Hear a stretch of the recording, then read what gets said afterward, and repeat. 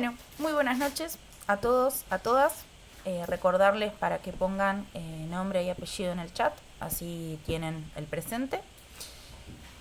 Bien, vamos recomponiendo nuestra estructura normal de la clase, que un poco les había comentado en las primeras clases, que es la posibilidad de tener un primer espacio de dudas y consultas, tanto teóricas como prácticas, porque como les había dicho, todas las unidades se van a ir anidando.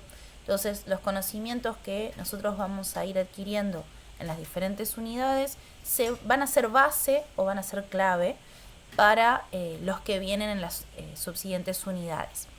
Entonces, nosotros habíamos quedado en lo que es la unidad 2, parte 1 y mitad de la parte 2. Nos faltaba ver todo lo que es la parte de propiedades, o mejor dicho, repasar de forma sincrónica lo que son las propiedades periódicas, ¿sí?, de nuestros elementos, para después poder dar pie al comienzo de la unidad 3, ¿sí?, que es enlaces químicos, que como es un tema central le vamos a dedicar 3 semanas. Entonces, para que se queden tranquilos que si no sale o ven que es un shot de información el primer día, no nos escandalicemos porque tenemos bastante. Bien, entonces para agilizar, la idea es que yo ahora voy compartiendo la tableta y ustedes me puedan decir términos, cuestiones teóricas que haya quedado dudas o ejercicios que no hayan podido salir, y si no quedan más, después de ahí ya pasamos a ver propiamente dicho las propiedades periódicas.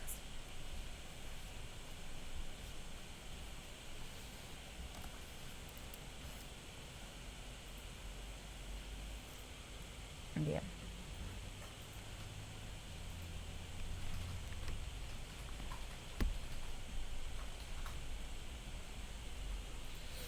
Ustedes me dirán.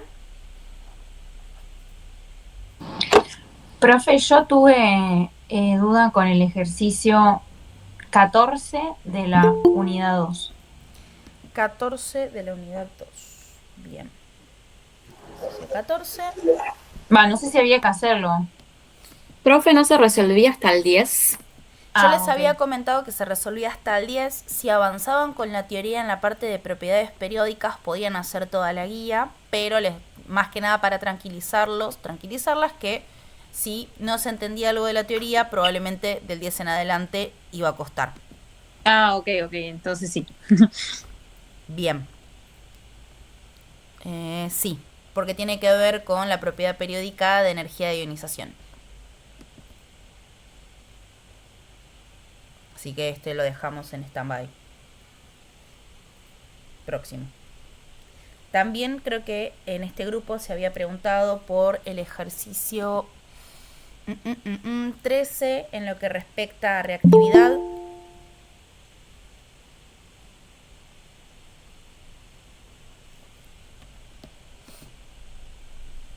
Eso también lo vamos a aclarar hoy.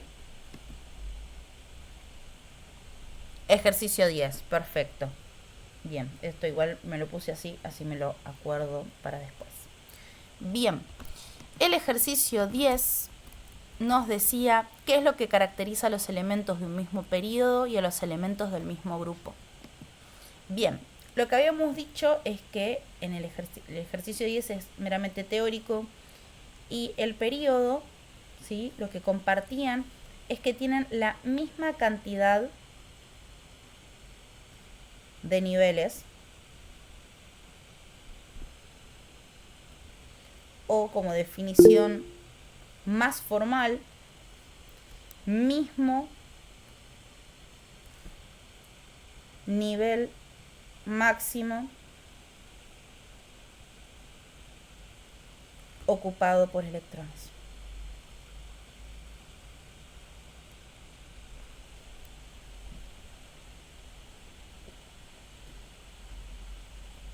A ver. El 9. Sí, Denise. No, era para resolver el siguiente ejercicio cuando termines con este, pero era el 9 también, que tenía una duda. Listo, entonces ahí pasamos al 9 si este no era.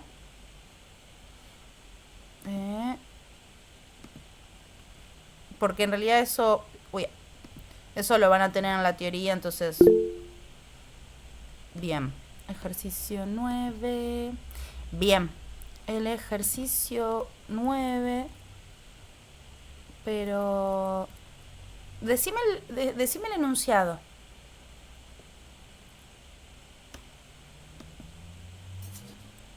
No. Bueno, ese es el problema que les decía de usar la guía de química general. Eso es configuración electrónica completa. Nosotros no vamos a ver configuración electrónica completa. Te conviene descargarte la nueva guía y corregir qué ejercicios van y qué ejercicios no. Porque números cuánticos no vemos. Sí. Todo lo que es números cuánticos, configuración electrónica completa, no hay problema. Está entendido, por eso diálogo con el chat. Así que no hay problema. Bien, pero no, todo lo que es la parte de configuración electrónica no vemos completa. Nosotros nos vamos a quedar solamente con lo que es la configuración electrónica externa, que es lo básico que nos permite ver la unidad 3, por ejemplo, que es todo lo que es uniones químicas. ¿Sí, Camila? Perdón, profe, no sé si es mucha molestia, que podríamos hablar de la teoría de la parte 2 de la unidad 2, el tema principalmente de las propiedades, como para ver si, como para reforzar el contenido. Sí, por eso quería enfocar esta primera parte para que ustedes se saquen las dudas de lo anterior. Y Sí. si no había dudas de lo anterior, que por lo que veo eran todas cosas o de propiedades periódicas o de otros temas, Sí, pasamos a la teoría de las propiedades. perfecto, genial. ¿A Andrea? Gracias. Perdón, profe, Sí. ¿entendí mal o no estamos usando la misma guía del cuatrimestre pasado? No, estamos usando la misma guía del cuatrimestre pasado. Lo que no estamos usando es la misma guía de Química General 1, la primera materia anterior a esta. Ah, no, está bien. Ahora sí, no, pensé que como yo la clase pasada justo no pude estar, que por ahí se había cambiado. No, Bueno, seguimos con la gracias. misma guía del cuatrimestre pasado. ¿Denise? Bueno, en mi caso creo que tengo dudas de esta guía, el ejercicio 9, entonces lo tenía que resolver o lo dejo pasar a eso. No, Porque no vamos entendí. con tu ejercicio 9, que era el del silicio natural. Sí, Bien. Entonces, ahí voy viendo el chat por las dudas. Capaz que el profe con el que cursaste dio configuración electrónica completa, pero no está pensado para darse en introducción a la química.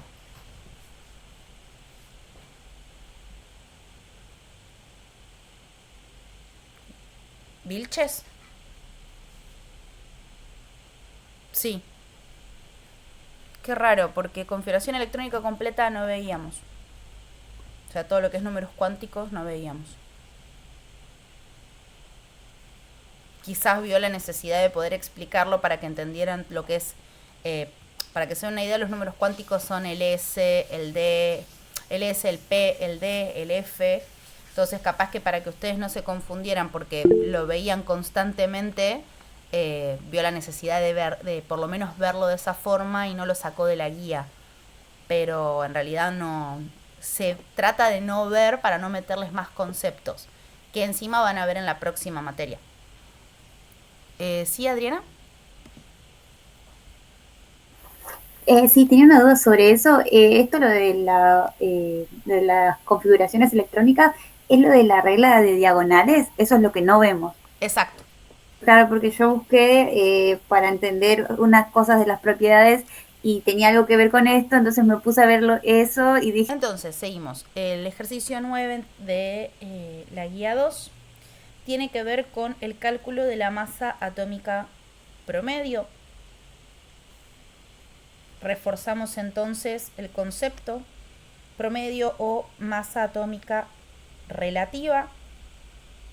Son sinónimo. Y es el número que nos aparece en la tabla periódica como A. ¿Sí?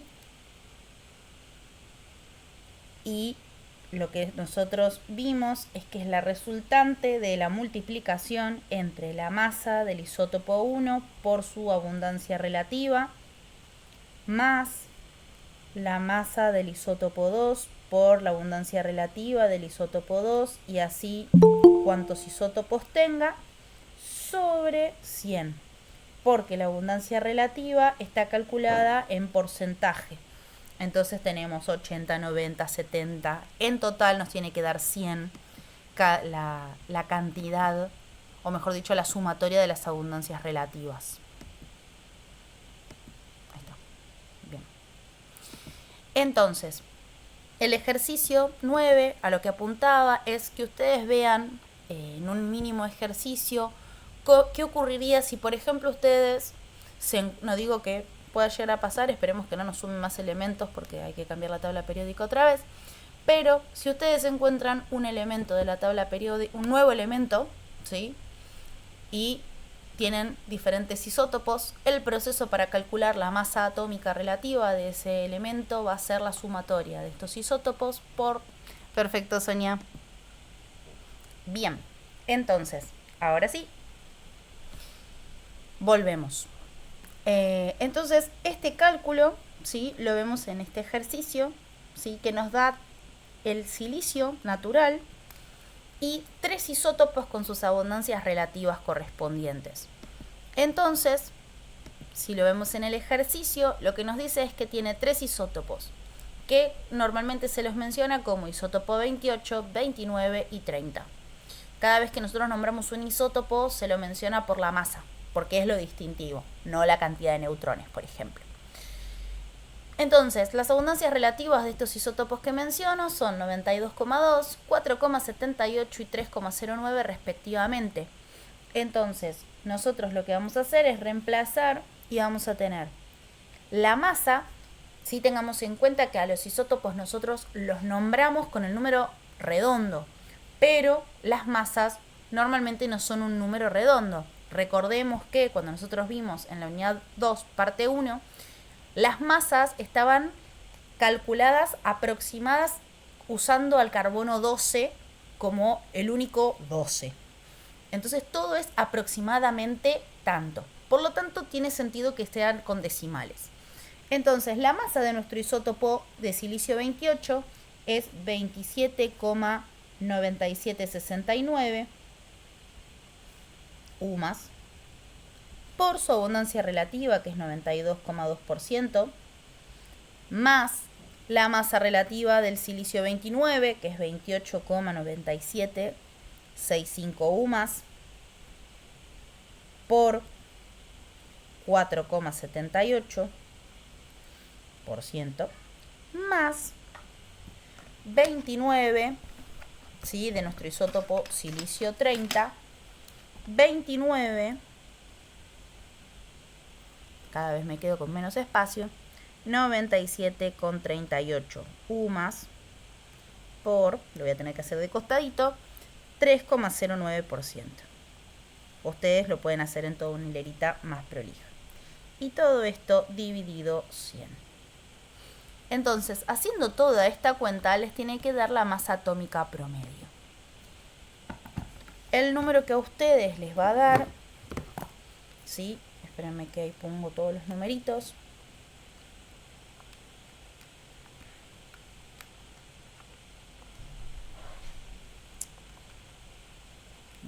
$97,65 por... Eso está en la guía.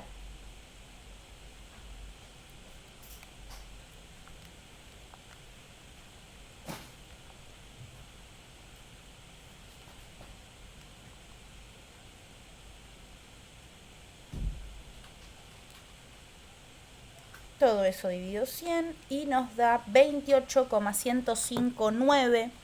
Si nos queremos quedar con 3 cifras significativas, sería 28,106.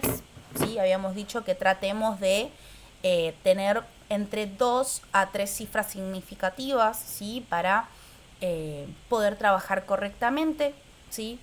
Menos cifras significativas tendrían que ser en casos como muy groseros, donde realmente no tiene mucho sentido poner más unidades. Por ejemplo, la masa atómica promedio del oxígeno con la que vamos a trabajar normalmente es 15,994.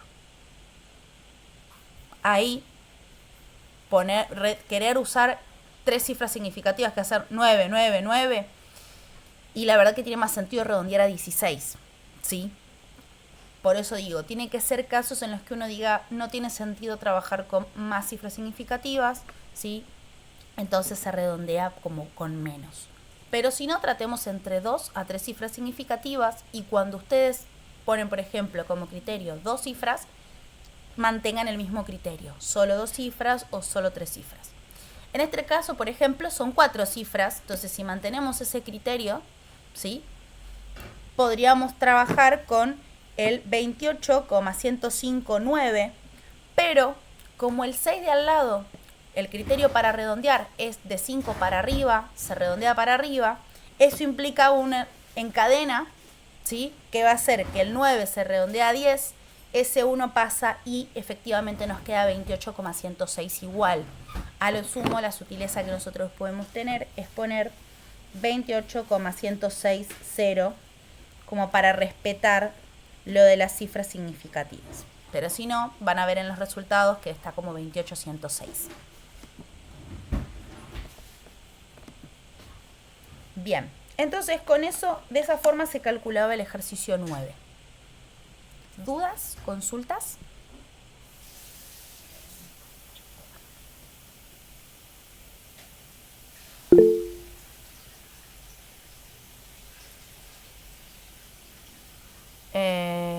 Eso por lo menos le falta... No, lo que te debe haber pasado es que te faltó el paréntesis. Porque esto tendrías que ponerlo así y después dividir por 100. Porque si no, la cuenta te va a tomar a que a esto lo dividís por 100.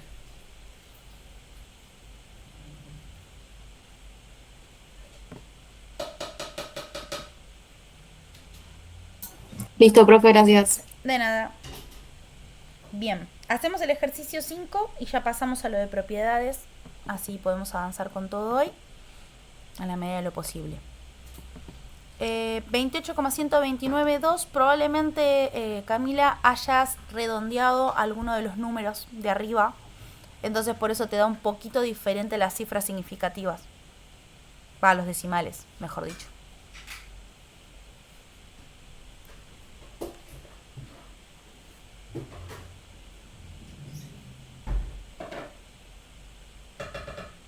¿Cómo? No entiendo tu pregunta.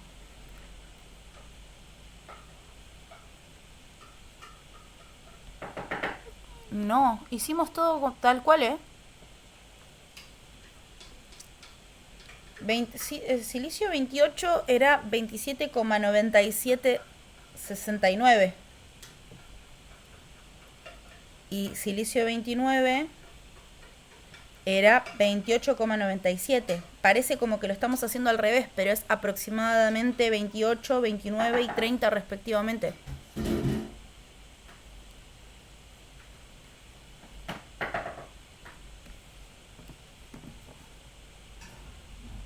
O sea que habría que redondear esa suma, las cifras de esas UMA, ¿habría que redondearlas? No, Solamente así, dejándolas así. exacto.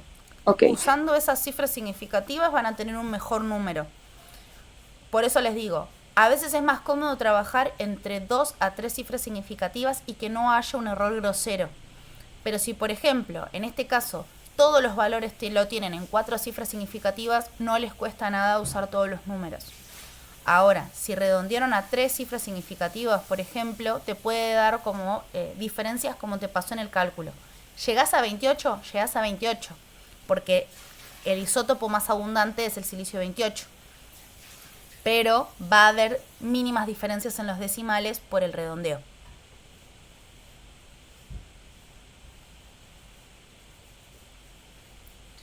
Bien, el ejercicio 5, preguntaba la compa. Nosotros habíamos hecho el ejercicio 4, ¿sí? Y les había dejado el 5 para que ustedes pudieran hacerlo por su parte siguiendo el mismo formato. Si querés, lo que me puedes decir es cómo lo hiciste, a ver en qué te quedaron las dudas. Yo voy dictando el enunciado y lo voy escribiendo en la tableta. Tenemos que un isótopo no metálico, ¿sí? Entonces ya tenemos el dato de que es un no metal. Tiene un número de masa de 127, 74 neutrones. Y nos dicen que el anión derivado, recordemos, ya repasamos, anión quiere decir ion con carga negativa, tiene 54 electrones. Entonces nos dice, escriba el símbolo de este anión. Recordemos que el formato de símbolo se representaba como masa arriba, número atómico abajo, el símbolo de nuestro elemento y la carga en el margen superior derecho. Como sabemos que va a ser un anión, va a tener carga negativa. Lo que nos falta determinar es qué cantidad de cargas negativas tiene al final por la ganancia de electrones. Bien, entonces, con estos datos, ¿cómo se les ocurre? ¿Qué datos ya tenemos como para completar nuestro grafiquito? ¿Y cómo se les ocurre sacar los que no tenemos aún?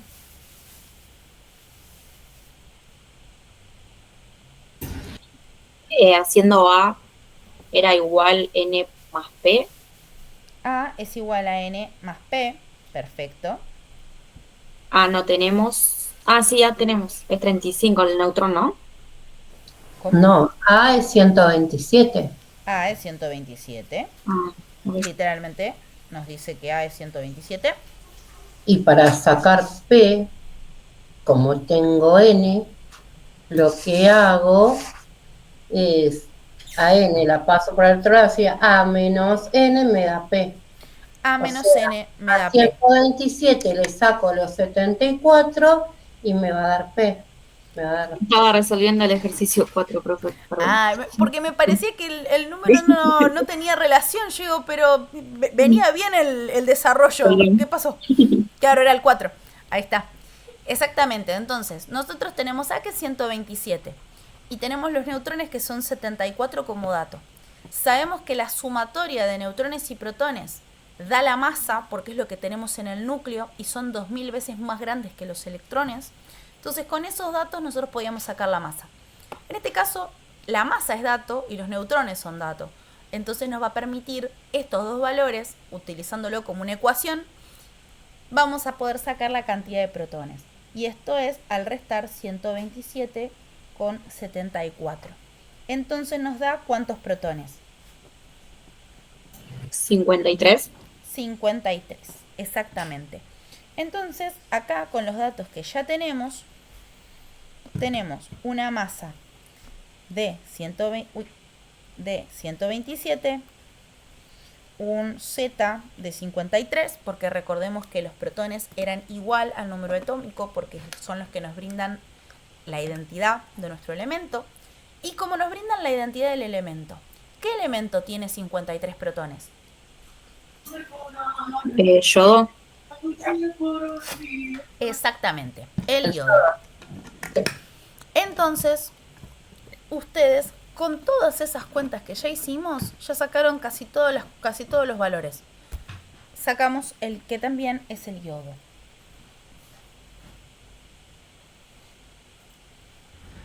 Bien, lo único que nos falta es que en realidad lo que nosotros estamos estudiando no es el elemento neutro, sino que es su anión. Y lo que nos dicen es que la cantidad de electrones que tiene el anión que nosotros estamos estudiando es de 54 electrones. Entonces, con la información que tenemos, ¿qué carga va a tener nuestro anión? Negativa. Negativa, pero ¿cuánto? 1, o sea, quedaría menos nomás arriba. Exactamente, porque como su identidad es el yodo, tiene 53 protones, por lo tanto tiene 53 cargas positivas, ya que las únicas cargas positivas que va a tener un átomo son sus protones. y las únicas cargas negativas que va a tener son los electrones. Entonces, frente a 53 cargas positivas y 54 cargas negativas, nos queda como carga neta -1. Entonces, con esto podemos decir que el símbolo del anión que estamos estudiando es este, un yodo 127 con carga -1. ¿Sí? Así se resolvía el ejercicio 5.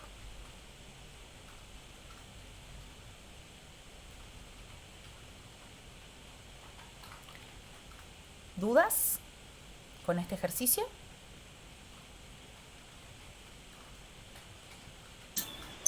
No, profe. Buenísimo. Profe, antes que pase a explicar lo que iba a explicar, ¿podemos ver el ejercicio 8?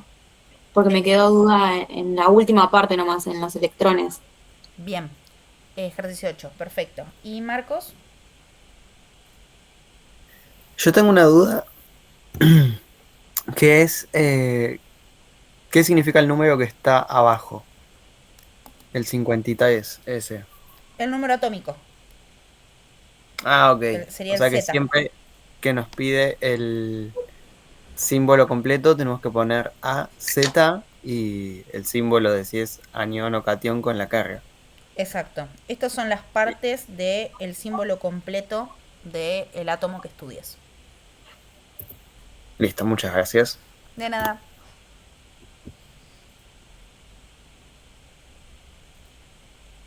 Bien. Entonces, ejercicio 8. Ah, bien, la tablita. Bien. Esta tablita es más para repasar cantidad de subpartículas dependiendo del átomo con el que trabajemos.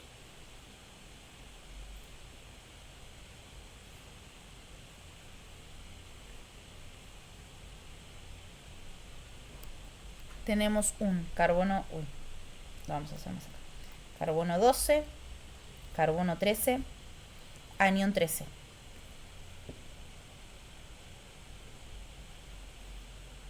Carbono 13 con una carga negativa. Bien. Entonces tenemos protones. A ver cómo está ordenado acá para no generarles confusión. Neutrones, electrones.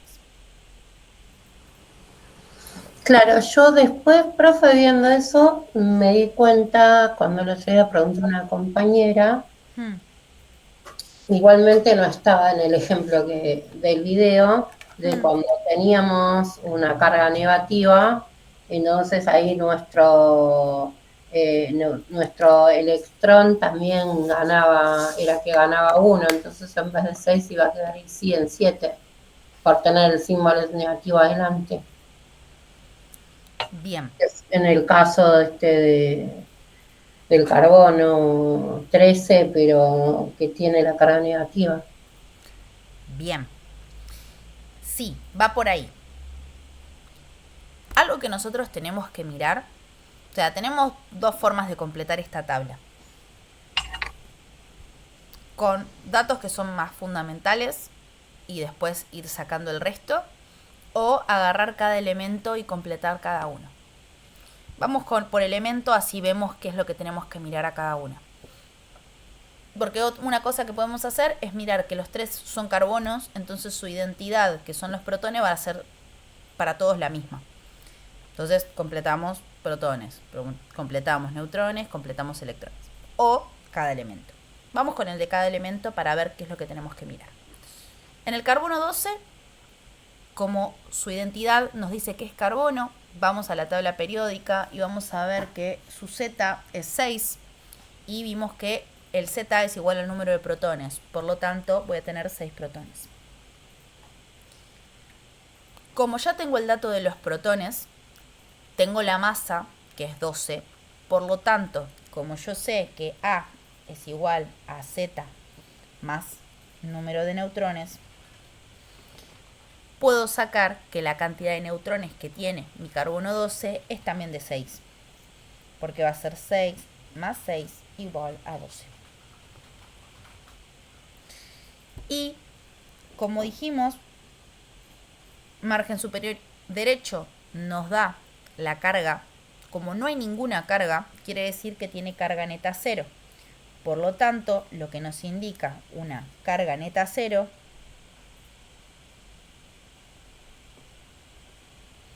es que el número de protones es igual al número de electrones. Por lo tanto, voy a tener 6. ¿Sí?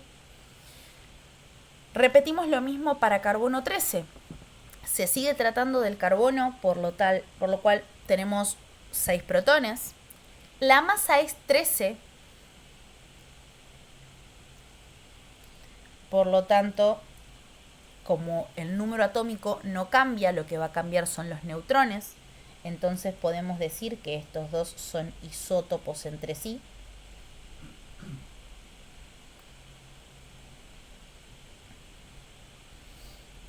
Y en vez de tener 6 neutrones, voy a tener 7, dándome este 13 que nos daban como dato.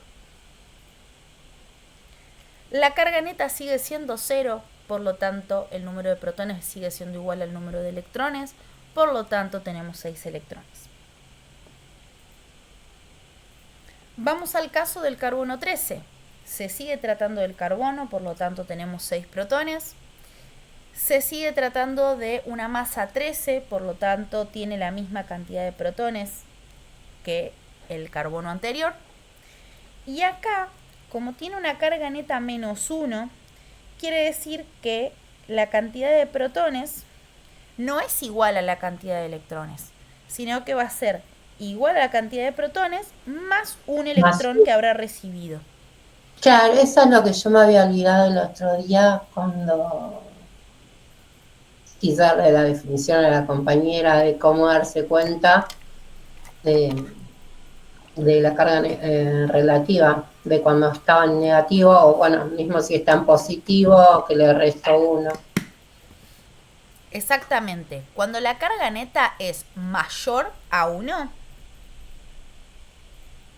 ¿sí? Mayor a 1, quiere decir que perdió electrones.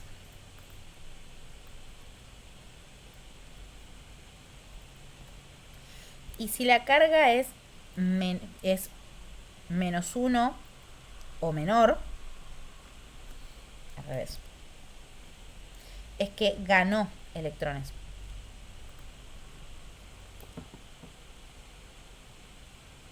¿Sí? Tendría que ser un menor o igual, porque ya con 1 es una ganancia.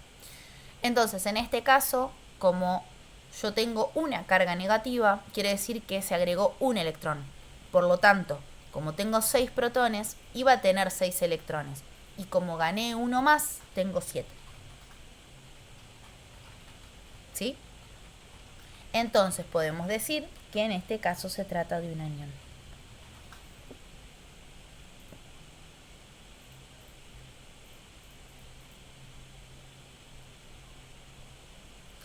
En realidad sería 5 y es catión.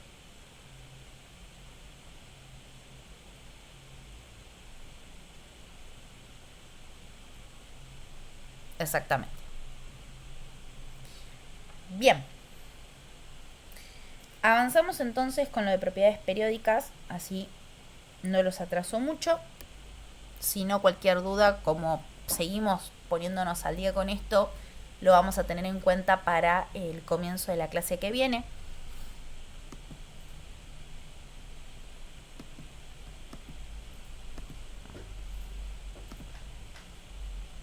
Bien.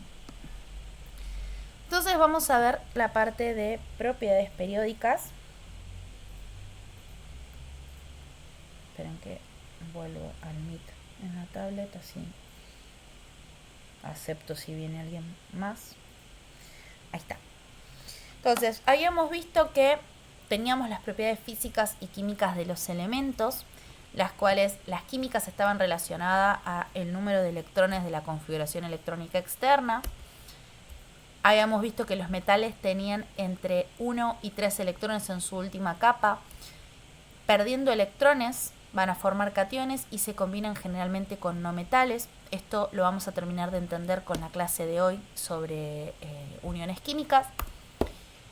Los no metales van a tener 4, 5, 6 o 7 electrones en su última capa. Lo que hacen es ganar electrones normalmente, formando aniones, y se van a combinar con metales formando sales. Y vamos a tener el caso de los metaloides, que tienen 3 o más electrones en su última capa y pueden reaccionar con metales y con no metales por sus propiedades intermedias.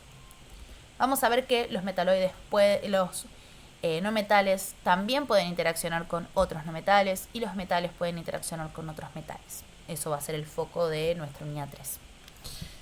Ahora, las propiedades periódicas de los elementos, la razón por la cual la tabla periódica se llama periódica, es que estas propiedades de los elementos se relacionan con su posición en la tabla periódica, es decir, con su número atómico. Encontraron la relación entre estas propiedades con su número atómico, entonces el orden en la tabla no es al azar, sino tratando de respetar esto y que sea intuitivo cómo varían estas propiedades teniendo en cuenta el periodo y el grupo.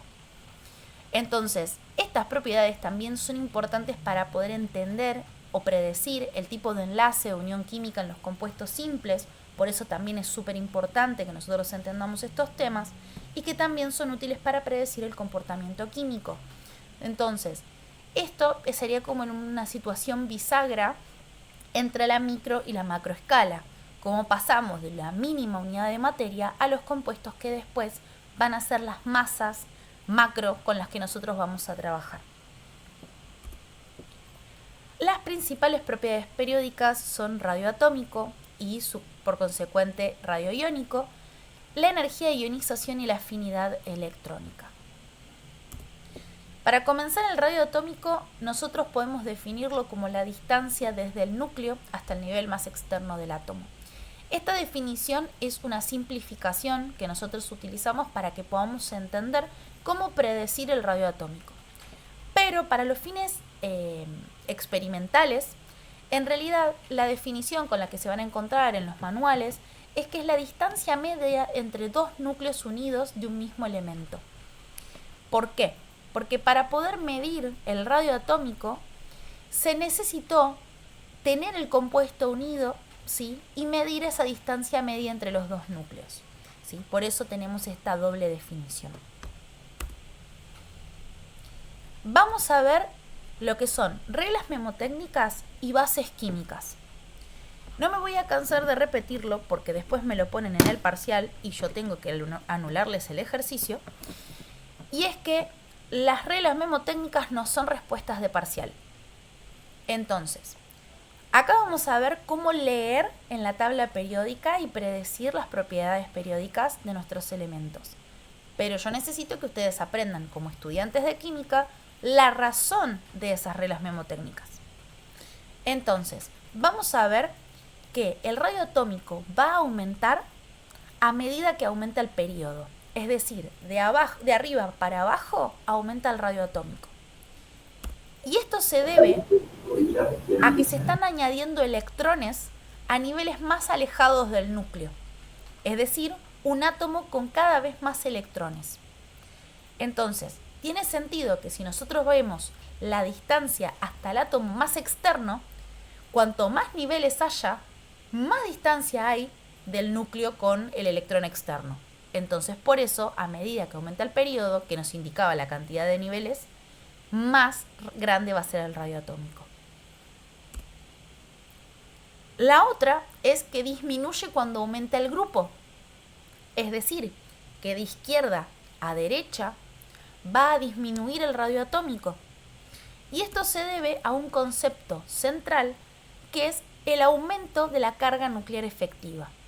Es decir, en un mismo periodo, ¿sí?, en un mismo periodo va cambiando el grupo, y lo que va ocurriendo es que tiene la misma cantidad de niveles, pero va aumentando la cantidad de cargas positivas porque aumenta la cantidad de protones.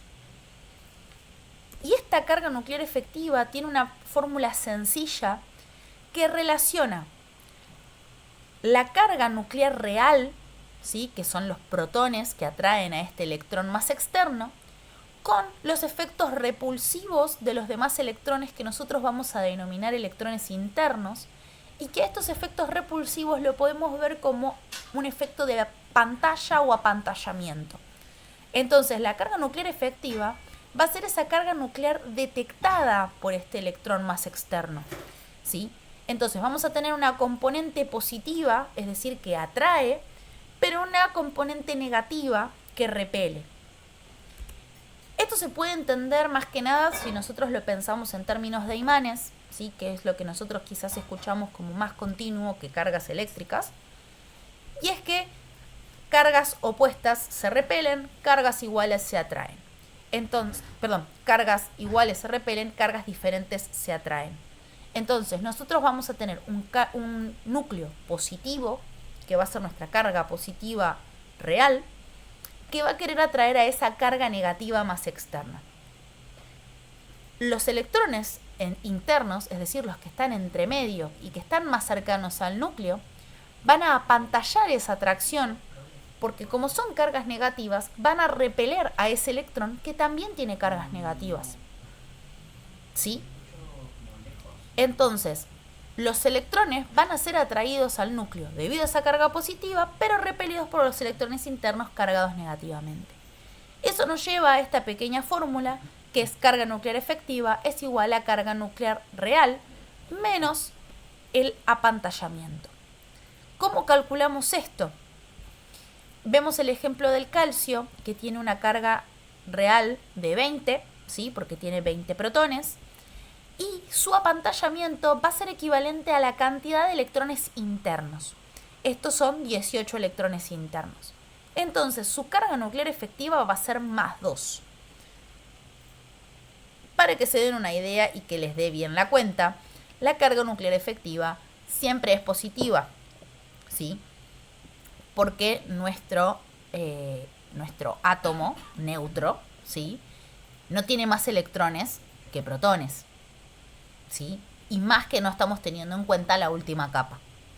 ¿Por qué no se tienen en cuenta los electrones de la última capa? Por ejemplo, el calcio no tiene un solo electrón en la última capa, tiene 2. Acá lo que sirve es pensar en, por ejemplo, un anfiteatro, ¿sí? O un cine, o de esos cines de barrio, que no tiene toda esta estructura escalonada en la que todos vemos, sino que son hileras de sillitas. Entonces, los que están adelante mío, ¿sí? Me van a obstruir la visión, pero los que están al costado, no. Entonces, esta fórmula lo que busca es simplificar esa interacción. Hay una fórmula más avanzada que tiene en cuenta los electrones porque realmente tienen un efecto, pero para los fines nuestros es mínimo, entonces solo vamos a tener en cuenta los electrones internos. Para poder calcular a estos electrones, vamos a tener en cuenta la distribución de electrones por niveles. Y eso quiere decir que son los electrones en las capas anteriores. En la tabla periódica ustedes tienen la distribución electrónica por niveles, así como también tienen la configuración electrónica externa. Entonces, lo correcto es mirar la configuración electrónica externa, ¿sí? Y todo lo que no sea configuración electrónica externa son electrones internos. Entonces, por ejemplo, esto es configuración electrónica completa, esta es la externa. Entonces, 2 son mis electrones externos. Si yo sé que tiene 20 electrones, entonces todos los demás son internos, es decir, 18. Vamos a ver con ejercicios que de a poco se va aligerando esta cuenta y se hace menos complejo. Acá unos ejemplos de cómo el radio atómico decrece y crece, ¿sí? Si lo miramos desde los periodos y desde los grupos, ¿sí? Fíjense que esto todo está pensado en base a grupo principal, porque los grupos B, es decir, los metales de transición, actínidos y lantánidos, son nuestro gran pero de la tabla periódica, entonces pueden como no responder a esto. Y acá relacionado con el tamaño en sí mismo del rayo atómico. ¿Qué pasa? Estos datos que nosotros tenemos nos permite aproximar y por comparativa, es decir, yo puedo decir cuándo va a tener uno un mayor o menor radio atómico respecto de otro elemento, pero no podemos cuantificar a partir de este cálculo. Lo que sí tenemos como positivo es en la tabla periódica online el valor de radio atómico en picómetros. Entonces, cuando hacemos ejercicios o queremos hacer alguna comparativa, podemos ir a esa tabla y ver efectivamente si es un mayor o un menor radio atómico. El radio iónico, ¿sí?, que se desprende de nuestra definición de radio atómico, va a ser la distancia desde el núcleo hasta el nivel más externo, pero del ion que se forma. Entonces, si comparamos a un elemento neutro con su ion, vamos a ver que para cualquier elemento, sus cationes van a tener menor radio atómico, van a tener menor radio que el atómico, porque los cationes van a perder electrones. Y va a pasar que en los cationes más estables, ¿sí?, que vamos a ver de dónde viene esa estabilidad, pierden el último nivel. Entonces, al tener menor cantidad de niveles, más chico va a ser el radio. Mientras que en el caso de los aniones, el radio iónico es mayor que el radio atómico, porque ganan electrones. Es decir, tienen misma cantidad de cargas positivas, pero encima aumenta la cantidad de electrones. Acá es donde nosotros hablamos del efecto que tienen los electrones externos, que nosotros no lo podemos ver en la fórmula. Entonces esto nosotros lo vamos a dejar como algo más teórico. Y es que al ganar electrones, el radio iónico es mayor que el radio atómico. Fin. ¿Sí? ¿Alguien creo que quería preguntar algo? Yo iba a preguntar cómo uno se daba cuenta. Por ejemplo, no sé, mirando el elemento. ¿Cómo me doy cuenta del radio iónico? ¿En picómetros decís? Claro, o sea, por ejemplo, yo me voy a dar cuenta en el radio por los grupos y los periodos y por cómo crece y decrece, Sí. ¿no? Eso es regla mnemotécnica. Sí. ¿Y del radio iónico? El radio iónico es la explicación esta, que van a ser van a tener menor radio que su elemento neutro, si son cationes, y van a tener mayor radio respecto de su átomo neutro porque ganan electrones. Ok. Por ejemplo, a ver, ahí comparto pantalla para mostrarles esto y después avanzamos con lo otro. Comenzar.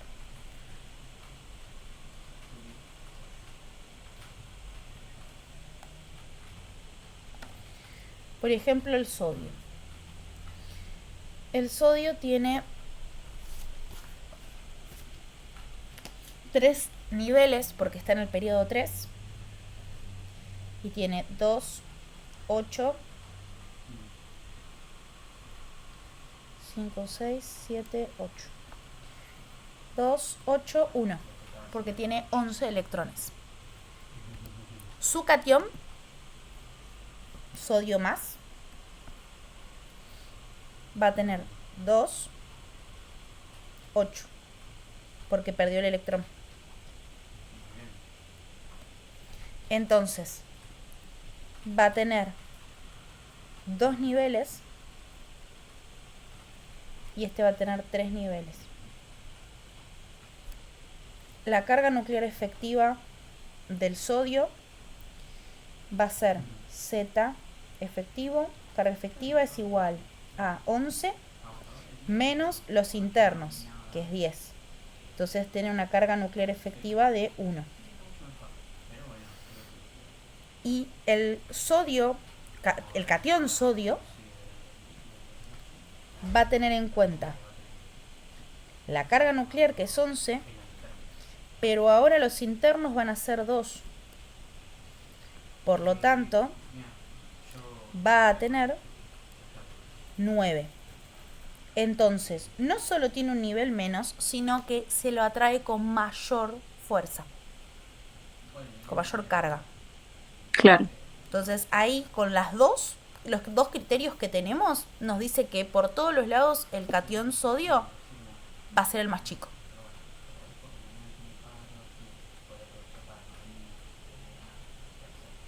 Genial, gracias, profe. De nada.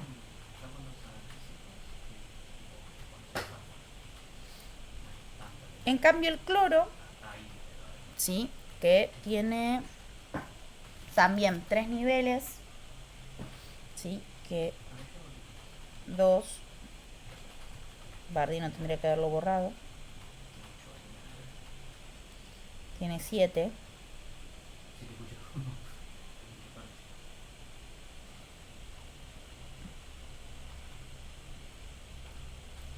¿sí? A simple vista no cambia,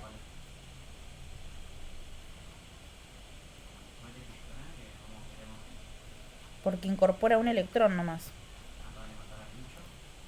¿sí? Entonces tenemos en los 3 niveles, ¿sí? Y la carga nuclear efectiva sigue siendo 17 la carga nuclear real, y los internos siguen siendo 10.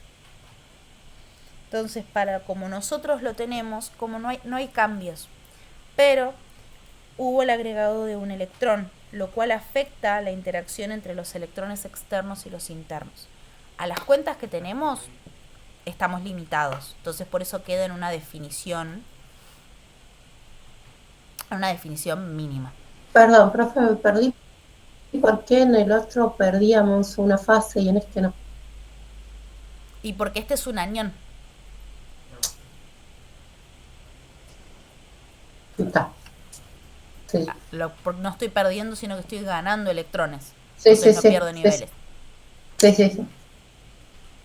Bien, en el caso del arsénico,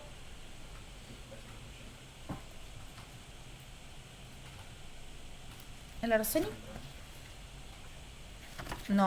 no tiene 2 niveles, tiene 4. Tiene 2, 8, 18, 5.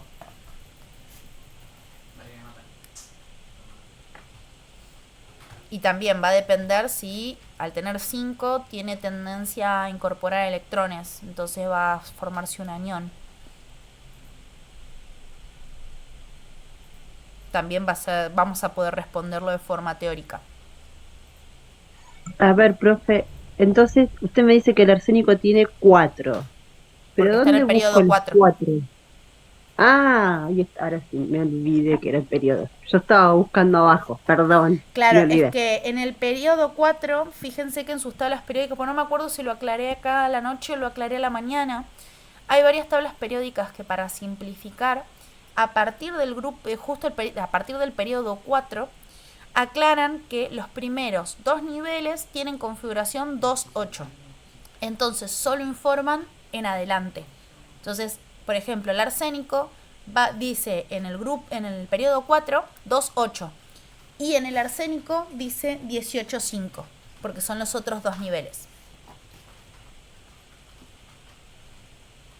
Sí, ahora sí. Ah, sí, yo lo tengo así también, profe. ¿En qué parte hace la aclaración? ¿Cómo?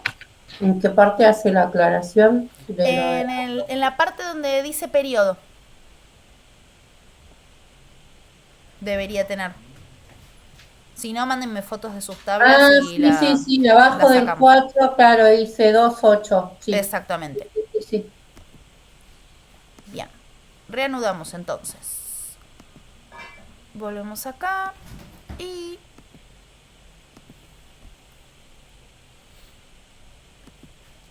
bien, vamos a ver que acá, como lo hicimos con las cuentas, vamos a ver en valores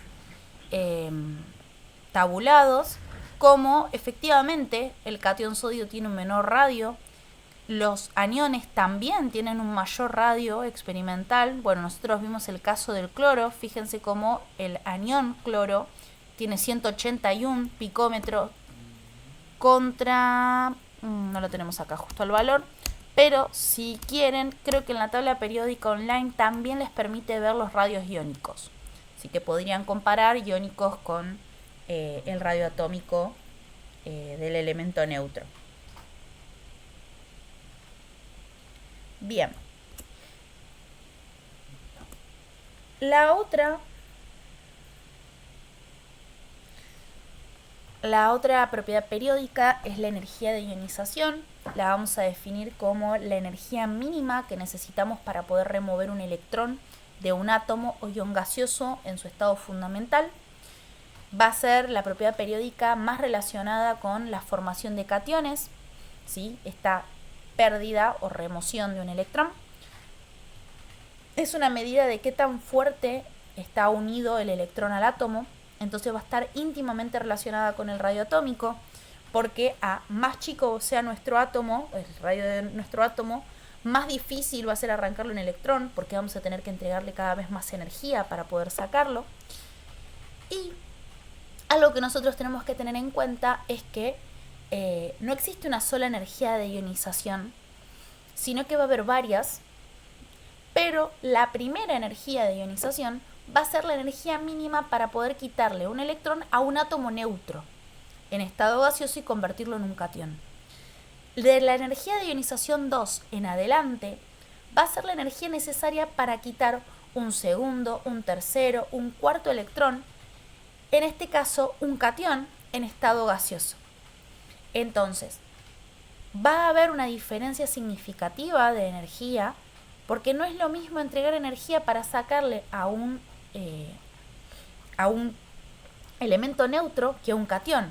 Más que nada porque, como vimos, el catión se le reduce el radio.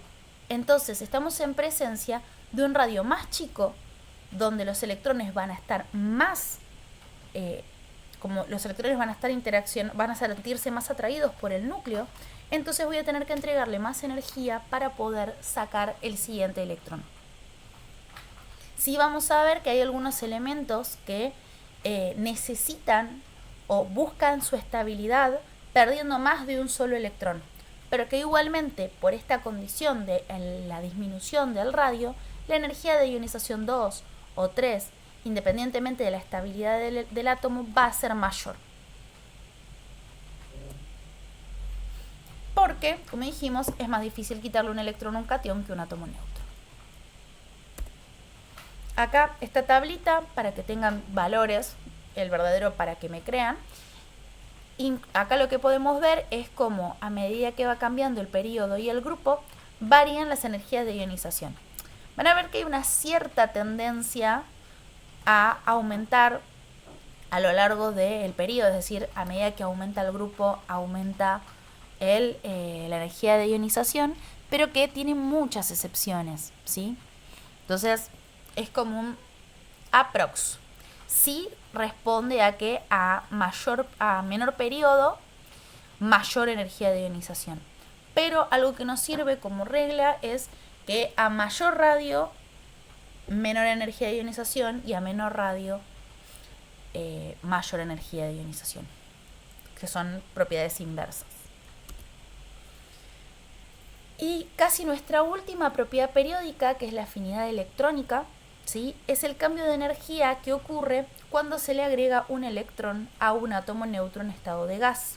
Esta definición está mucho más acorde en el Brown, por eso usamos esta definición, y es la propiedad periódica que está más relacionada con la formación de aniones. Cuanto más negativa sea la afinidad electrónica que tiene nuestro elemento, mayor va a ser la afinidad de un átomo de dicho elemento para aceptar un electrón.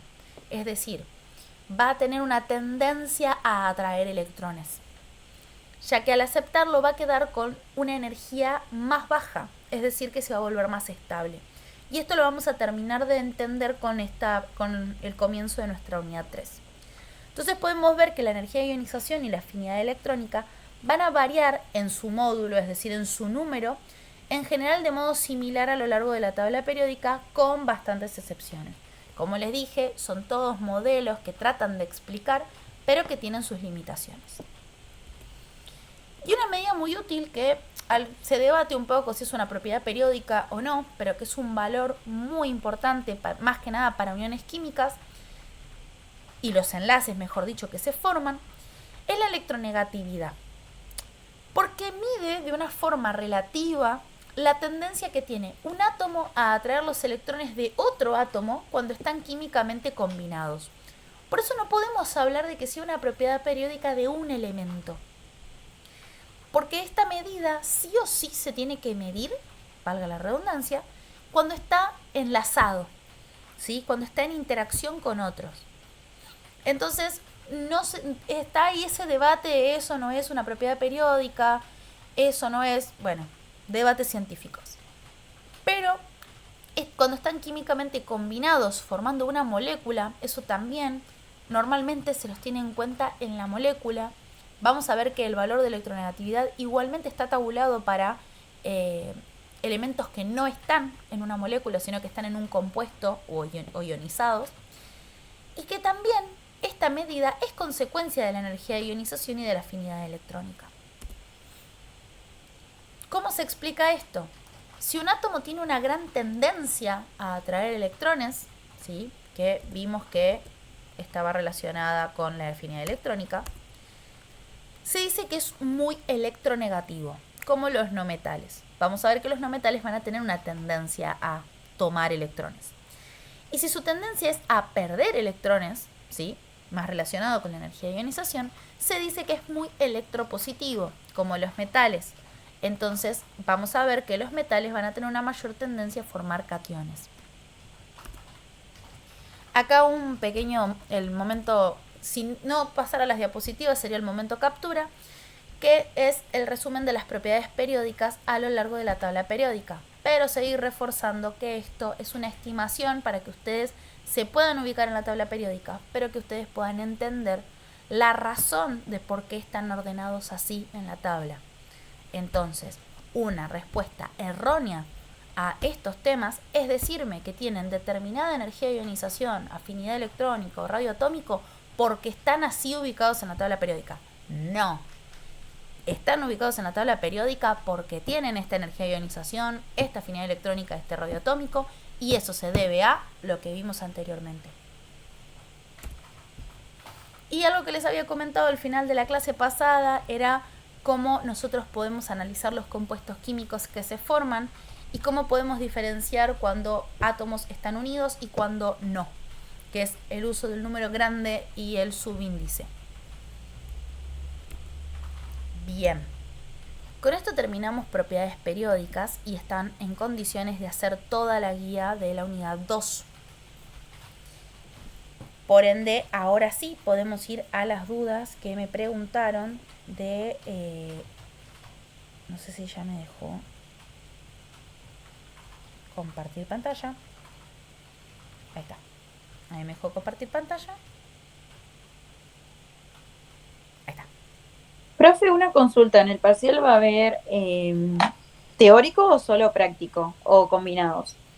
Yo trato de no tomar mucho teórico porque la verdad es que en realidad a nosotros nos sirve que ustedes puedan usar la teoría para resolver ejercicios. Claro.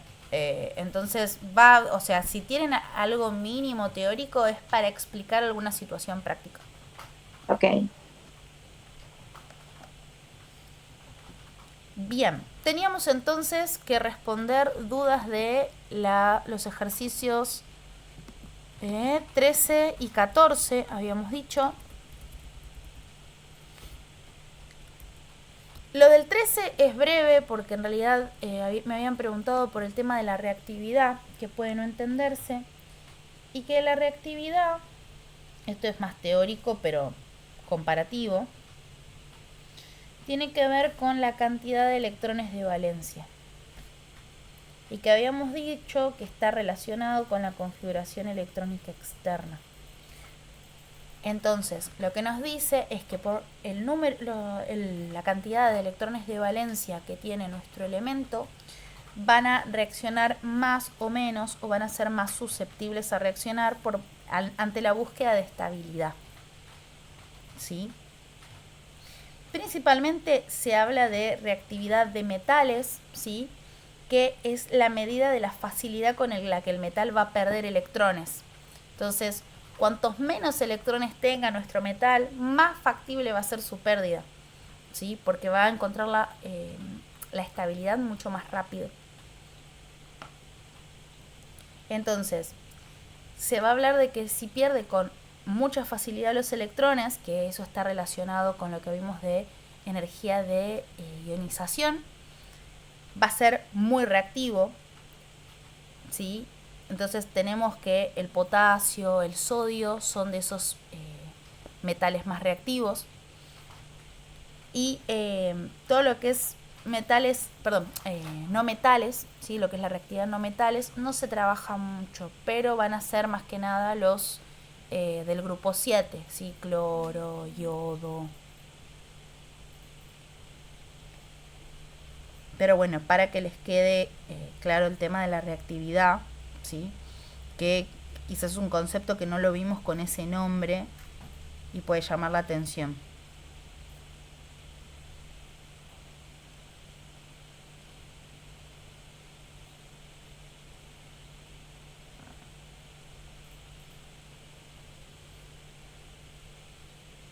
Bien, después el 14, que ahí me habían preguntado, ¿qué es esto? No, boceto. Bien, el ejercicio 14 decía cómo será la primera energía de ionización del átomo de cloro respecto de la del átomo de sodio. Bueno, el primer atisbo que podemos hacer, por lo que vimos, es ver el radio atómico de ambos para predecir que a mayor radio atómico, menor energía de ionización. Entonces, vamos a ver que el sodio y el cloro, ambos tienen 3 niveles porque pertenecen al periodo 3.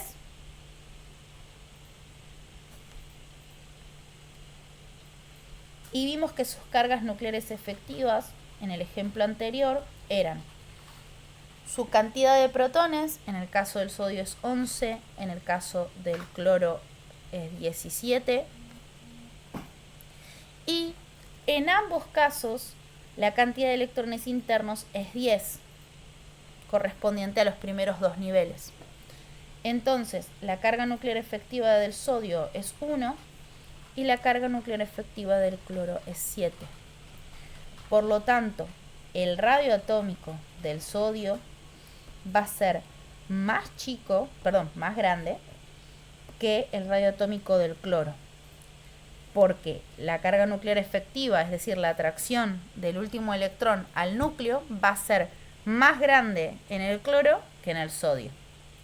Por lo tanto, la energía de ionización del sodio va a ser más bajita que la energía de ionización del cloro, porque voy a necesitar entregarle menos energía al sodio para poder sacarle un electrón que al cloro. Profe, perdón, me perdí de dónde salió el 10, 11 menos 10. De la distribución de electrones por nivel. El sodio tiene 2, 8, 1. Creo que hice 8. 2, 4, 6, 7. No. 8, 1. Y el cloro tiene 2, 8, 7.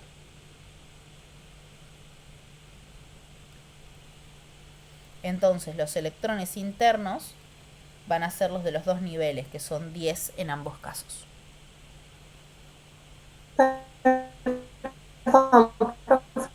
Se te entrecorta todo, No André. sé si estoy... No te entiendo nada, perdón. No me sale la imagen lo que está mostrando. Me ¿Cómo, sale cómo? su foto nada más. Ahora sí, porque recién solamente podía ver su foto. Puede ser que no te No están sé dando si bien soy el yo internet. nada más conexión, entonces. Bueno, igual después lo vuelvo a mirar. Entonces. Sí, debe ser que está mal el internet, porque se te cortaba el micrófono también. O Sí, no sé si al resto debe le ser pasó lo internet. mismo.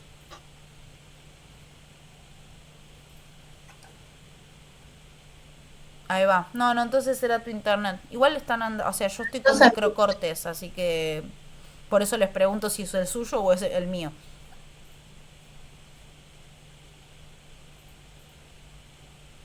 Profe, lo último que es después de abajo de radio atómico del sodio y radio atómico del cloro, lo de abajo de todo. Ah, lo de abajo es la energía de ionización. Listo. Y con eso respondemos la 14, que preguntaba cómo va a ser la energía de ionización del cloro respecto de la del sodio.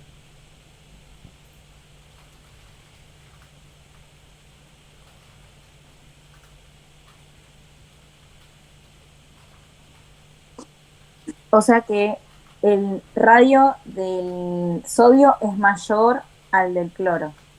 El radio es mayor del sodio al del cloro. Por lo Sí. tanto, al revés va a pasar con la energía de ionización. Ok, está bien. Bien. ¿Alguna duda más de propiedades periódicas?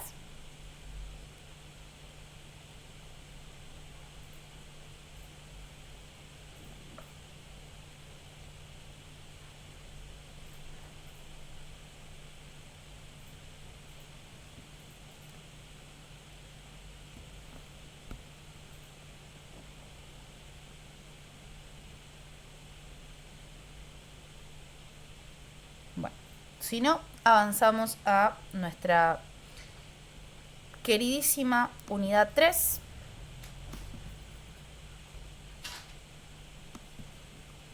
No sé si tan queridísima por ustedes. Reanudar presentación. Bien. Y es comenzar nuestra unidad 3. Para poder avanzar, hoy no vamos a hacer nuestro momento resumen de la unidad 2, lo vamos a hacer la clase que viene, ¿sí? Pero van a ver que vamos a ir retomando algunas cosas de lo que vimos en la unidad 2 a medida que vemos esta unidad. Entonces, enlaces químicos. Nosotros vimos que en nuestra unidad 2 presentábamos al átomo como mínima unidad de materia y vimos que en realidad en la vida cotidiana no trabajamos mucho, no tenemos presente cosas, solamente elementos, ¿sí? O sea, no es que trabajamos con solo elementos. Sí, respiramos oxígeno, pero no el oxígeno solo, el átomo oxígeno. Dentro del aire tenemos el nitrógeno, el hidrógeno, dióxido de carbono, ya ahí dióxido de carbono no tiene nombre de elemento ni por casualidad. El agua ya ni siquiera tiene nombre químico, entre comillas. Entonces vamos a ver que los compuestos o moléculas con las que nosotros vivimos, existimos, ¿sí? No responden a átomos individuales. Entonces, estos compuestos se producen, ¿sí?, a partir de una reacción química en la cual se separan los átomos y se reordenan o combinan con otros. Y de esa forma se forman, valga la redundancia, nuevos compuestos unidos entre sí mediante enlaces químicos. Entonces, nosotros en la naturaleza vamos a ver que hay diferentes compuestos químicos y hay otros que se van a formar a partir de reacciones químicas. Lo importante es que, como nosotros no vamos a ver reacciones químicas, entendamos que se forman de esta manera. Ahora, estos enlaces químicos que se forman van a responder a tres tipos, ¿sí?, de interacciones, ¿sí?, que vamos a ver los tres tipos de enlaces, y que en esos tres tipos de enlaces los átomos pueden ceder, captar o compartir electrones, y que estas interacciones van a ocurrir entre dos o más átomos. Y lo que ocurre es que cuando se acercan dos átomos van a ejercer varias fuerzas entre ellos, buscando una cierta estabilidad que surge al completar sus niveles energéticos exteriores, formando nuevas partículas o compuestos químicos. Por eso esto de prestarle tanta atención a la configuración electrónica externa y a los electrones de valencia, ¿sí?, que eran sinónimos, porque son la base de los enlaces químicos. Entonces, si tenemos que definir al enlace químico, va a ser la fuerza de atracción que mantienen unidos los átomos en las moléculas o iones. Van a ver que no son sinónimos las moléculas o compuestos iónicos. Entonces, como vimos, en el enlace se van a comprometer solamente los electrones más externos. Entonces, como les decía, Los protones y los neutrones vimos sus roles en la unidad 2, pero los electrones iban a ser la estrella de nuestra unidad 3.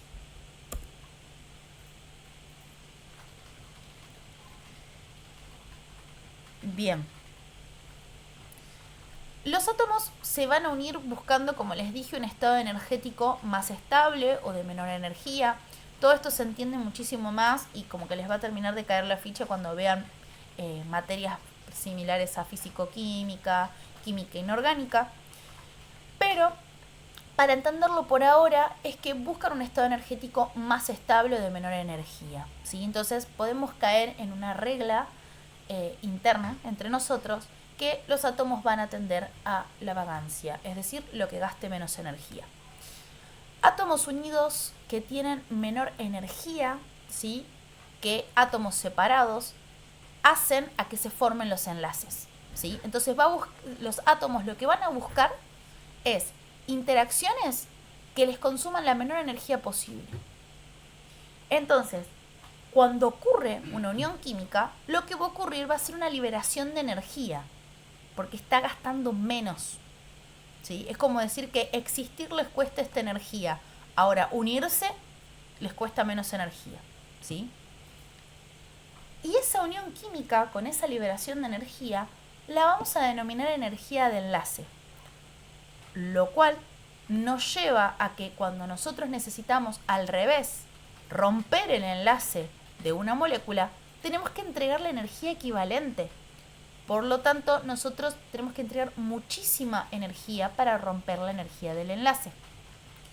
Por eso vemos que es más factible que cambie de estado de agregación, ¿sí?, es decir, que pase de sólido a líquido a gaseoso, a que se desarme la molécula.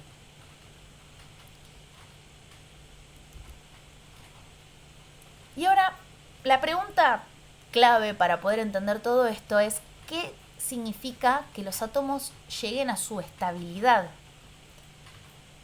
Bien, la estabilidad para los átomos va a ser adquirir la configuración electrónica de los gases nobles más cercanos. Es decir, con la mínima cantidad de electrones, ya sea recibiéndolos, o sea, captándolos o perdiéndolos, lleguen a la configuración electrónica de un gas noble. Entonces, cuando nosotros busquemos la estabilidad de un elemento X, vamos a mirar a los dos gases nobles, el anterior y el posterior. Y el que esté más cerca electrónicamente es el que para ese elemento va a ser la referencia. Entonces, si tenemos que hacer una definición mucho más elegante, la estabilidad máxima se logra cuando un átomo es isoelectrónico, es decir, que tiene la misma cantidad de electrones, con el gas noble más cercano en número atómico. Vemos el caso del potasio. Un poco nos spoilea, pero hay que tener criterio para leer ese spoiler. Es la configuración electrónica que nos muestra, ¿sí?, la tabla periódica. En el caso del potasio, ¿sí?, tiene 19 electrones en total, un electrón en su última capa o electrón de valencia, y los gases nobles más cercanos son el argón y el criptón. Entonces, electrónicamente hablando, el potasio, ¿a cuál se parece más? ¿Al argón o al criptón? Al argón. Al argón, porque le implicaría solo perder un electrón. Y ahora respondemos a la pregunta que me habían hecho anteriormente. ¿Por qué se forman cationes o aniones? Y yo les dije, por ahora, tengan en cuenta que son iones. Nos quedamos ahí. Bueno, el potasio va a ceder un electrón para poder buscar la estabilidad, que es parecerse al argón. Y acá vamos a lo que vimos en la unidad 2, que los metales tienen tendencia a perder electrones. Y el potasio es un metal. Entonces, los metales tienen tendencia a perder electrones porque están más cerca de sus gases nobles anteriores. Entonces les conviene perder electrones. Y eso también se ve en su energía de ionización.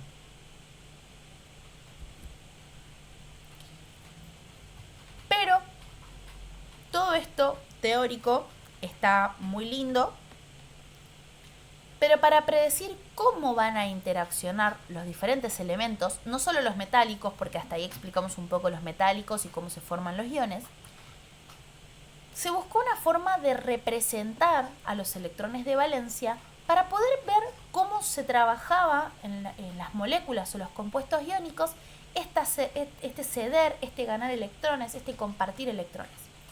Entonces vino Lewis a proponer unas estructuras, ¿sí?, para poder representar por puntos a los electrones de valencia que se ponen en juego en un enlace químico. Y para no marearnos, lo principal era poner el símbolo del elemento que se está poniendo en juego. Entonces, las dos partes principales de una estructura de Lewis para un elemento va a constar del símbolo del elemento y un punto por cada electrón de valencia de un átomo del elemento. Para lo que son los grupos principales, el número de electrones de valencia de cada átomo normalmente es el número del grupo del elemento, ¿sí?, a excepción del helio. Pero vamos a ver que en los metales de transición, nuestro gran pero y dolor de cabeza de la tabla periódica, que va a ir señalado por esta estructura como vemos acá, entre corchetes, ¿sí?, y los electrones que continúan. Como nosotros no le vamos a prestar atención a los números cuánticos, vamos a mirar solamente los numeritos de acá arriba que nos permiten ver cuántos electrones. Entonces, esto va a ser nuestra configuración electrónica externa y estos van a ser nuestros electrones de valencia. Por lo tanto, el vanadio tiene 5 y el potasio tiene 1. Cuando hay más de 4 electrones de valencia, se acostumbra a acoplar los electrones por pares, salvo que la molécula o compuesto, cuando empecemos a ver Lewis en enlaces, amerite que los modifiquemos el formato. Pero si no, responde al formato de cruz, 2 arriba, 2 abajo, 2 a la derecha, 2 a la izquierda, ¿sí?, como máximo. Y acá llegamos a nuestros tipos de enlace químico. Por hoy vamos a ver solo enlace iónico y metálico. Covalente lo vamos a dejar para las próximas clases. Más que nada para la próxima clase ver covalente y la tercera clase ver iónico y covalente, ver sus diferencias, porque lo que normalmente ocurre, que es un error muy, muy normal, es que como vemos covalente a lo último, después buscan resolver todo como covalente y se olvidan de mi pobre enlace iónico. Entonces, el enlace iónico va a ser la interacción entre iones de carga opuesta. Un poco nosotros lo vimos cuando se formaban los iones, pero vamos a ver que hay una interacción que ocurre entre esos cationes y aniones que se forman. En el caso del enlace metálico vamos a ver que son interacciones entre átomos metálicos y que responde a un modelo particular que se denomina mar de electrones y que explica un poco las propiedades de las aleaciones. Después tenemos lo que es el enlace covalente, que son interacciones entre átomos, en este caso no metálicos o neutros, como es el caso del hidrógeno, que comparten electrones. Entonces acá nos metemos en no ceder y ganar electrones como ocurre en el iónico, sino que acá se comparten electrones. Ahora, un criterio para clasificar los tipos de enlaces químicos es por la diferencia de electronegatividad. Bueno, volvemos a lo que vimos en el final de nuestra unidad 2. En el caso de los compuestos iónicos van a tener una alta diferencia de electronegatividad generalmente entre los elementos que lo componen y que está entre 2 o más. Vamos a ver que también hay excepciones, entonces hay 2 criterios que se tienen que cumplir: esta diferencia de electronegatividad y el carácter metálico y no metálico para los compuestos iónicos. Y después, en el caso de los enlaces covalentes, vamos a ver que hay polares, no polares y moderadamente polares, pero que lo que yo les comentaba en el grupo de WhatsApp, porque salió la pregunta, es que nosotros no vamos a trabajar con polaridad. Ustedes polaridad lo ven recién en química general e inorgánica. Entonces no tiene sentido que se pongan a ver si es un enlace covalente polar, no polar, porque no vamos a trabajar con eso. Solo sepan que existen. Y esto se debe a que la diferencia de electronegatividad va a ser de 2 o menos. En el caso de lo no polar es cuando la diferencia de electronegatividad es 0. Polar es cuando se está como acercando a 2, ¿sí? Que hay una diferencia de electronegatividad alta, pero no lo suficiente como para un compuesto iónico. Y moderadamente polar cuando no, uno lo ve y dice, bueno, sí, hay una diferencia de electronegatividad, pero no es algo grotesco. Bien, entonces comenzamos con nuestro enlace iónico. Se produce entre un elemento muy electronegativo y otro muy electropositivo, algo que vimos en lo que es afinidad electrónica, electronegatividad y energía de ionización. Este carácter electronegativo y electropositivo nos va a permitir explicar por qué hay determinados elementos que tienen tendencia a captar electrones y otros a ceder. Aparte, terminamos de cerrar ese concepto al ver la estabilidad, que es lo que le conviene al elemento energéticamente hablando. Entonces vamos a ver que se ceden electrones, ¿sí?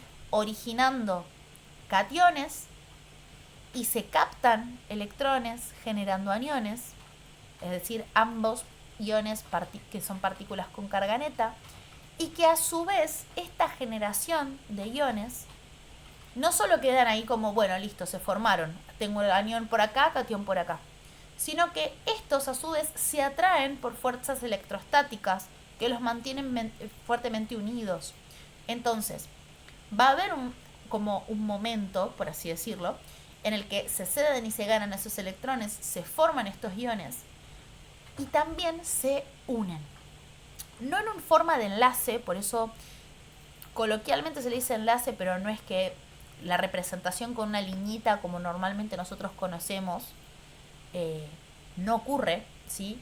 Sino que en realidad es una interacción, ¿sí? En tridimensión, ¿sí? Entonces no podemos hablar de un enlace, sino interacciones por fuerzas electrostáticas.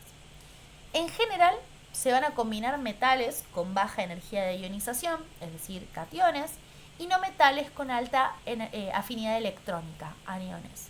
Van a haber casos que yo voy a poner también como foro 3, que son medio discutidos, que son los casos en los que interaccionan los metales con átomos neutros, como es el caso del hidrógeno, y con metaloides, donde se pone un juego un poco estos términos de hasta dónde es iónico y hasta dónde es covalente por la energía de por la electronegatividad. Pero bueno, eso se los voy a habilitar cuando terminemos nuestra unidad 3. Y un criterio para predecir si un compuesto va a tener enlaces iónicos es esta diferencia de electronegatividad que decíamos entre los átomos que los forman. Tiene que ser grande, generalmente igual o mayor a 2. Por eso les digo, hay casos en los que ocurre que la diferencia de electronegatividad es menor a 2, ínfimo, pero se comporta como un enlace iónico. Obviamente que esos casos los vamos a charlar y no hay problema. Pero generalmente cumplen estos dos requisitos: que se combinen metales con no metales y que la diferencia de electronegatividad sea 2 o más. Voy relojeando mensajito por si alguno va preguntando por el chat. Si hay alguna duda me frenan o me escriben, no hay ningún problema. Y acá vemos un ejemplo de enlace iónico, un ejemplo cotidiano en la cocina y que un poco algunas de las cosas nosotros las podemos confirmar. El caso del cloruro de sodio está compuesto por cloro y sodio, ¿sí? Un átomo y un átomo, mínimamente, ahora vamos a ver por qué, donde el sodio cumple el rol de metal con baja energía de ionización, el cloro cumple el rol de electroafinidad o afinidad electrónica muy negativa, un no metal, y vemos que ocurre esta atracción electroestática entre los iones resultantes de carga opuesta. Acá podemos ver una reacción química donde se forma el cloruro de sodio a partir de la interacción de dos átomos de sodio y una molécula de cloro gaseoso, formando dos cationes sodio y dos aniones cloro. Ahora, estos compuestos iónicos vamos a ver, y que lo hemos visto, yo creo que no se habrán puesto a hacerlo, pero puede pasar, uno le puede intrigar. Vamos a ver que tienen puntos de fusión y ebullición elevados, es decir, si en un momento de extremo cansancio quiero hacer un arrocito, unos fideos, y no le puse agua y solo le puse sal y prendí la hornalla, o sea, ya está, tipo, destruidos. Van a ver que se le tiene que entregar muchísima energía para que funda el cristal, y menos que bulla, o sea, jamás habrán visto que se funda y que se forme gas del cloruro de sodio. Son sólidos duros y quebradizos. Sí, quizás uno cuando piensa en la sal, piensen en la sal gruesa, no la sal fina, pero que son sólidos duros y quebradizos. O sea, nosotros los podemos romper, pero hay que hacer una fuerza, no es como que agarramos el grano y hacemos así con el dedo y se rompe. Tiene baja conductividad eléctrica y térmica al estado sólido, no así cuando está en solución acuosa, no confundir eso. ¿Sí? Entonces, fíjense que estas propiedades que vemos en el cloruro de sodio también se ven en los compuestos formados por enlace iónico, o compuestos iónicos, que es el otro nombre. Ahora, algo que se puede llegar a confundir es que muchas veces nosotros hablamos en química de moléculas. Entonces, una pregunta que muchos se hacen es ¿por qué a los compuestos iónicos, o sea, compuestos que se forman por un enlace iónico, no se les llama molécula? O está mal decirle que es una molécula. Y esto tiene que ver con las interacciones. Tengan en cuenta que los compuestos iónicos son sólidos tridimensionales, amorfos, como vimos en el caso del cloruro de sodio, en lo que cada ion está interactuando con otros iones hacia todas las direcciones. No así en las moléculas.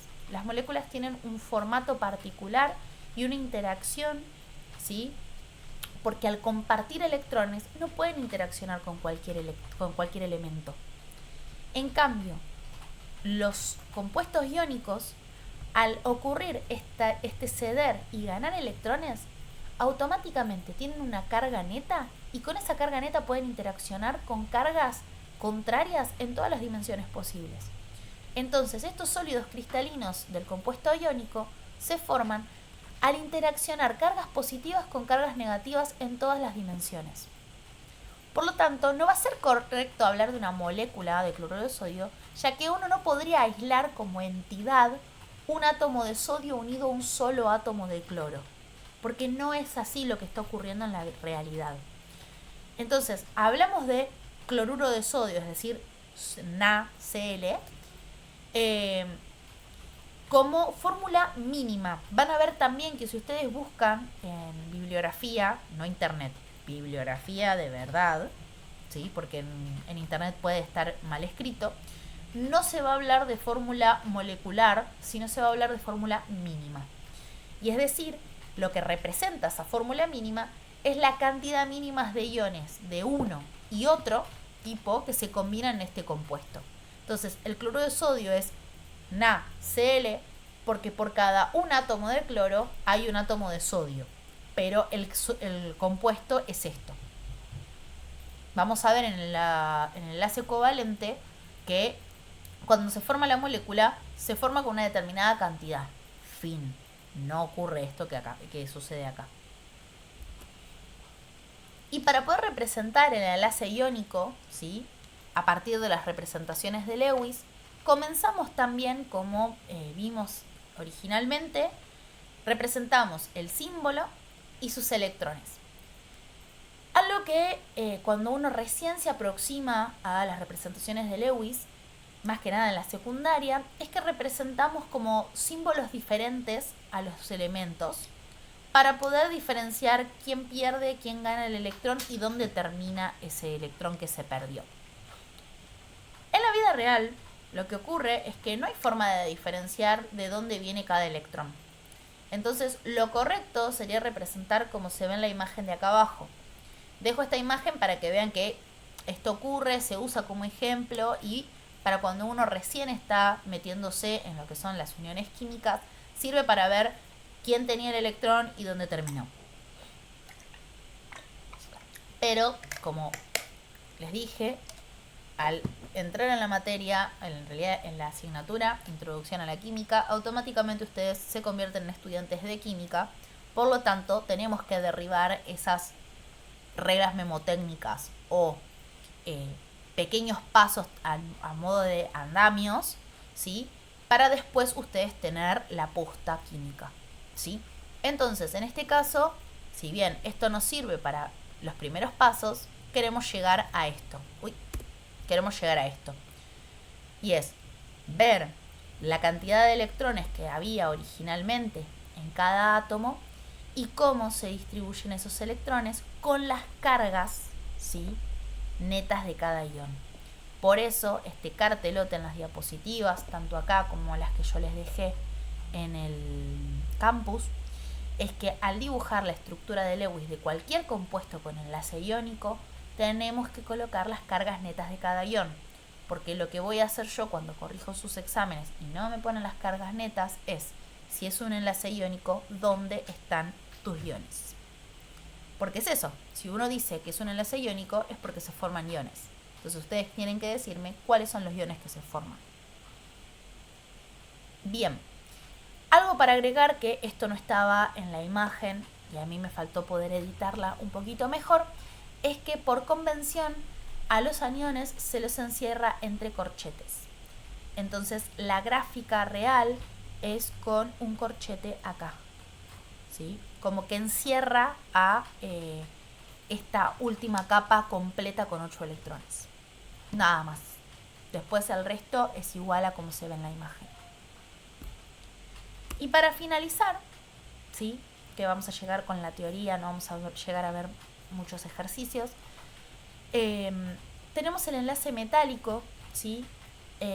Van a ver que quedó como un ejercicio de enlace del tipo de enlace metálico, que yo no lo llegué a modificar, porque en realidad lo que es el enlace metálico lo vamos a ver, pero no es algo que yo siga tomando en los exámenes, porque no es algo que uno le haga foco en sus carreras. Entonces me sirve en realidad que lo sepan, que existe y cómo y en qué consiste, pero que no tiene, o sea, a mí me sirve más que practiquen, por ejemplo, los radios atómicos. Ahora van a ver por qué en el enlace metálico, que sepan el enlace metálico per se. ¿Sí, Andrea? Yo hago una consulta, profe, por esto que usted dijo del tema de los exámenes. Porque al tomarnos otro profesor, ¿va a ser el examen que tome ese profesor o va a ser un examen que va a enviar usted? Estamos terminando de definir, pero los exámenes los vamos a hacer los profesores de virtual. O sea que a ustedes les va a llegar mi examen. Esa era mi duda. No, les va a quedar mi examen. Cuando nombró eso, por eso. Listo. Gracias, profe, esa era la duda. Perfecto.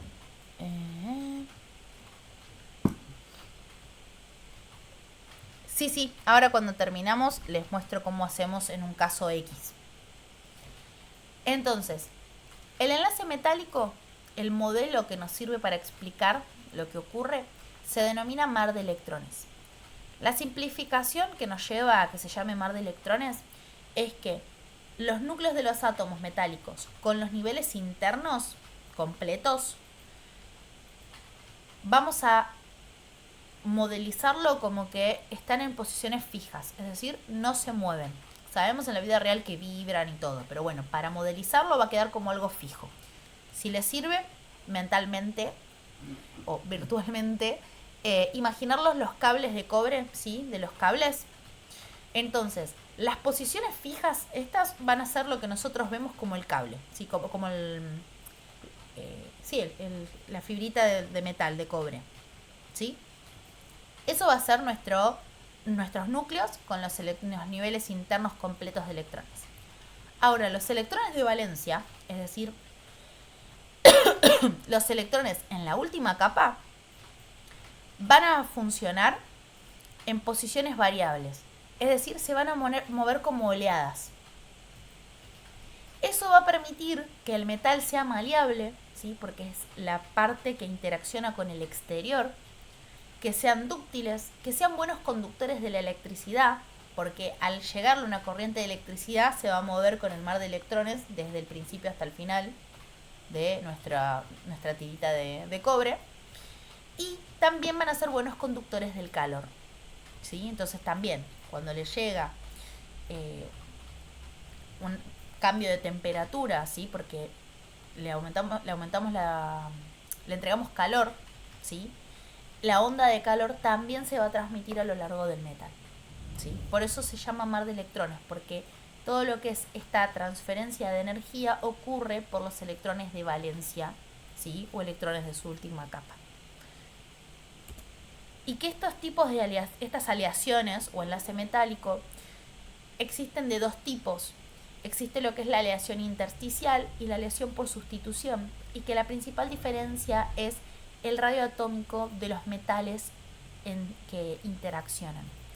Podemos modelizar al metal puro, ¿sí? Como estos átomos todos con un mismo radio atómico. En el caso de una aleación intersticial va a ser la que ocurra cuando los radios atómicos son diferentes.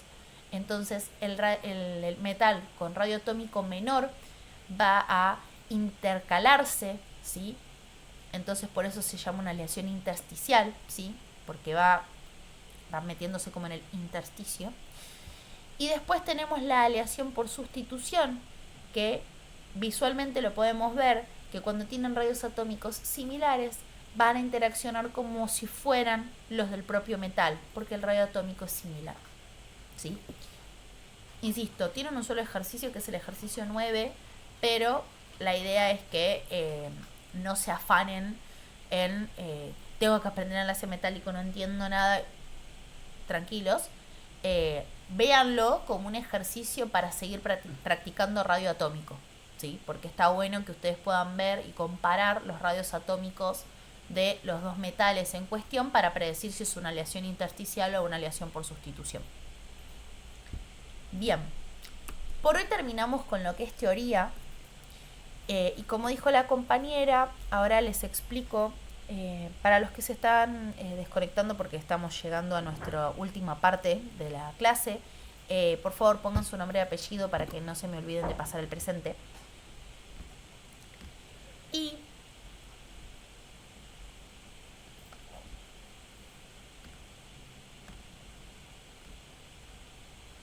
un ejemplo de enlace iónico, ¿sí? Para no caer en el del cloro y el sodio porque lo tienen. Vamos a buscar, por ejemplo, bromuro de magnesio, que es magnesio bromo 2. Vamos a comenzar representando al magnesio. Vamos a ver que en su última capa tiene 2 electrones, así Dos. que... ¿Cómo? No, digo, quedan 2. Tiene 2, así que vamos a representar 2 electrones. Vamos a ver que el bromo tiene 7 electrones en su última capa.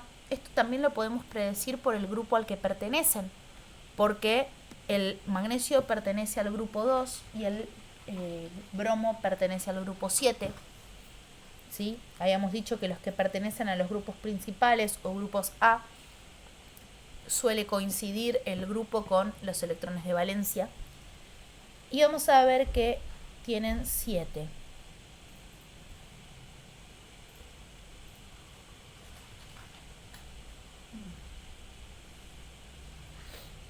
Ahora bien, vamos a mirar a qué gas noble se van a buscar parecer cada uno. En el caso del magnesio está entre el neón, que tiene 10 electrones, y el argón, que tiene 18. Entonces, si el magnesio, que tiene 12 electrones, busca parecerse al argón, que tiene 18, y al neón, que tiene 10, ¿a cuál le conviene parecerse? Al neón, porque está a 2. Entonces el magnesio va a tener tendencia a perder 2.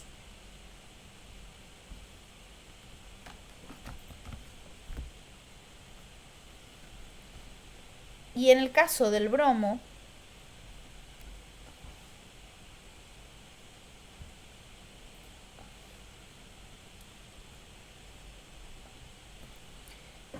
tiene 35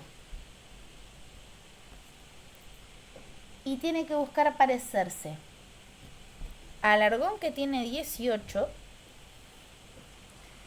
o al criptón, que tiene 36. Y va a ir por el criptón, que tiene 36, porque Exactamente. tiene solamente 1. Exactamente, entonces va a ganar 1. Bien, como tenemos 2 electrones que va a ceder el magnesio, pero a la vez tenemos 2 bromos, el magnesio le va a ceder un electrón a cada bromo.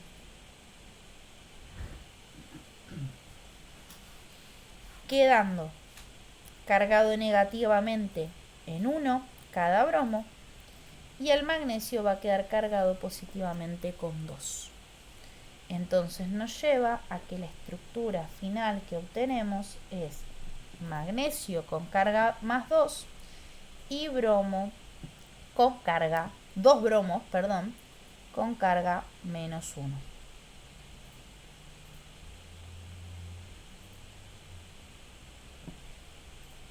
¿Sí? Esto es un ejercicio típico de enlace iónico.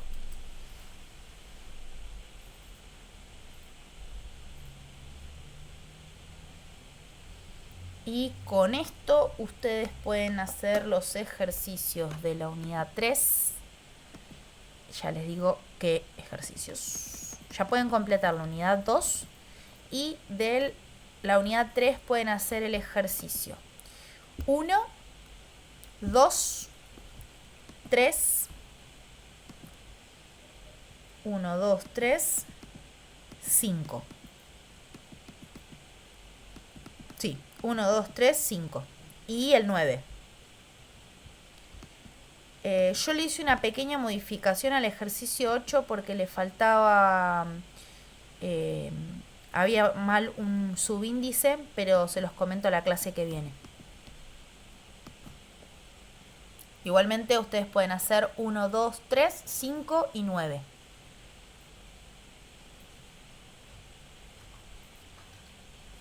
Bien. Bueno, con esto nos ponemos al día con nuestro cronograma. Así que ya la clase que viene vamos a poder consultar dudas de la unidad 2 y de la unidad 3 como para terminar de cerrar conceptos. Y seguimos con nuestra unidad 3.